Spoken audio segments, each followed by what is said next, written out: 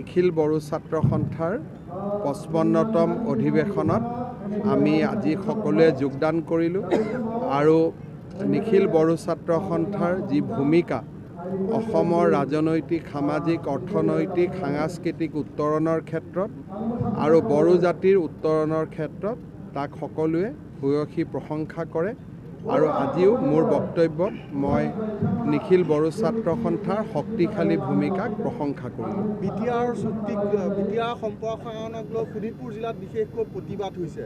প্ৰতিবাদ হ'বলগীয়াটো একো নাই।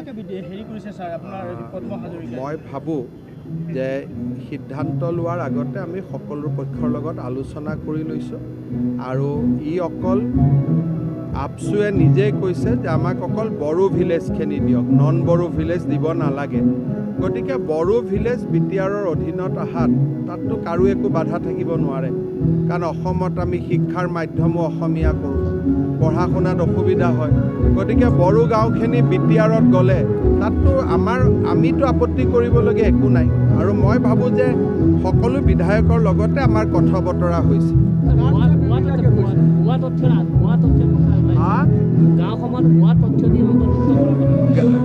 যিখিনি গাঁৱত 80% ওপৰত বড়ো লোক আছে তেনেকুৱা গাঁওহে হস্তান্তৰিত হৈছে আৰু জিলা উপায়ুক্তই ৰিপৰ্ট দিছে।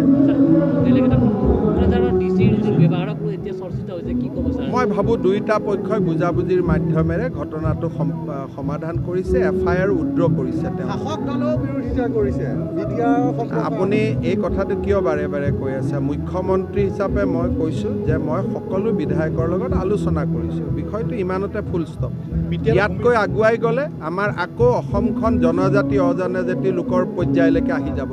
সাংবাদিক হিচাপে আপোনালোকৰ দায়িত্ব যাতে ৰাজ্যখনত শান্তি সম্প্ৰীতিৰ পৰিৱেশ এটা বিৰাজ কৰে। বিটিআৰৰ ভূমি অধিকাৰৰ ক্ষেত্ৰত সকলোৱে জাতি জনগোষ্ঠীয়ে এক এতিয়ালৈকে হোৱা নাই। প্ৰমোদ বড়ো ডাঙৰীয়াই মোক প্ৰতিশ্ৰুতি দিছে যে বিটিআৰত সকলো জাতি জনগোষ্ঠীয়ে ভূমিৰ অধিকাৰ পাব। ইতিমধ্যে ওদালগুৰিত ময়ো বাকী সকলোকো ভূমি পট্টা বিতৰণ কৰিছোঁ।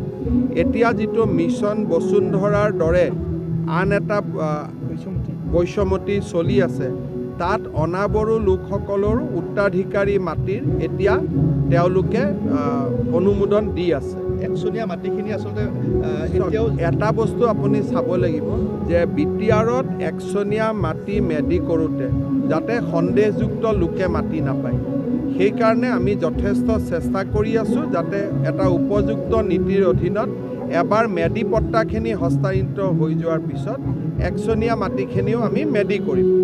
অসমত আৰম্ভ হৈছেহে মাত্ৰ, গতিকে বিটিআৰেতো অলপ অসমতকৈতো 1-1.5 বছৰ পিছত থাকিব, কাৰণ অসমৰ যিমান প্ৰশাসনিক ব্যৱস্থা আছে বিটিআৰতো ইমান প্ৰশাসনিক ব্যৱস্থা নাই। কিন্তু মই এটা কথা এইটো স্পষ্ট হ'ব বিচাৰিছোঁ যে বিটিআৰ প্ৰশাসনে ঠিকে কৰি আছে, কিন্তু যিসকল বিষয়া আছে এই বিষয়াবিলাকে কিন্তু মানুহক মটিফাই কৰি আছে, এইটো নহ'ব এই কথাখিনি।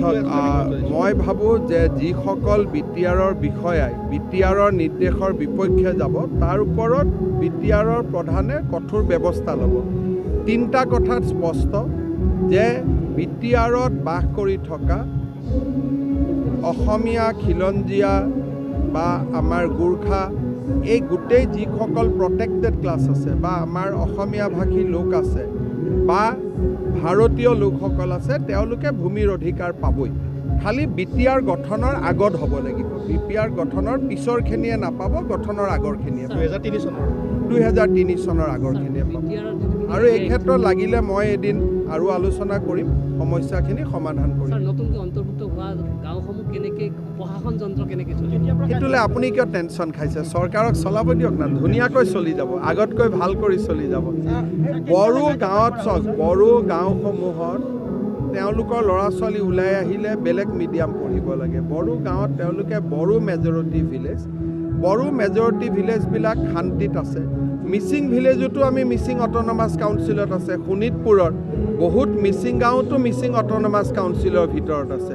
গতিকে যিটো কাম আমি মিচিঙৰ কাৰণে কৰিছোঁ, একেটা কাম আমি বড়োৰ কাৰণে কৰিছোঁ, তাততো সি শান্তিৰ পৰিৱেশটোৱে ভাল কৰে।